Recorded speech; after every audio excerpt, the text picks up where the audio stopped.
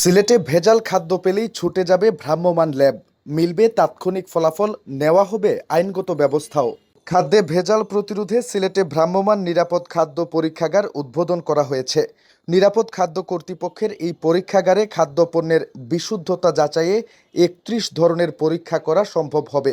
মিলবে তাৎক্ষণিক ফলাফল, নেওয়া হবে আইনগত ব্যবস্থাও। সোমবার সকালে সিলেট জেলা প্রশাসকের কার্যালয়ের সামনে খাদ্য পরীক্ষার জন্য ভ্রাম্যমাণ পরীক্ষাগারটি উদ্বোধন করা হয়। খাদ্য পরীক্ষা কার্যক্রম খাদ্য মন্ত্রণালয়ের নির্দেশে বিভিন্ন বাজারে পরিচালনা করা হবে। প্রথমে সেবাটি জেলা সদরে শুরু হলেও পর্যায়ক্রমে ইউনিয়ন পর্যন্ত পৌঁছানো হবে খাদ্য পরীক্ষার সেবা। ভ্রাম্যমাণ এই পরীক্ষাগারটির কার্যক্রম উদ্বোধন করেন সিলেটের বিভাগীয় কমিশনার আবু আহমেদ সিদ্দিকী। এ সময় তিনি বলেন, দুধ, মধু ও বিভিন্ন ধরনের মশলায় ভেজাল সহ ৩১ ধরনের পরীক্ষা এই ভ্রাম্যমাণ ল্যাবরেটরিতে করা যাবে।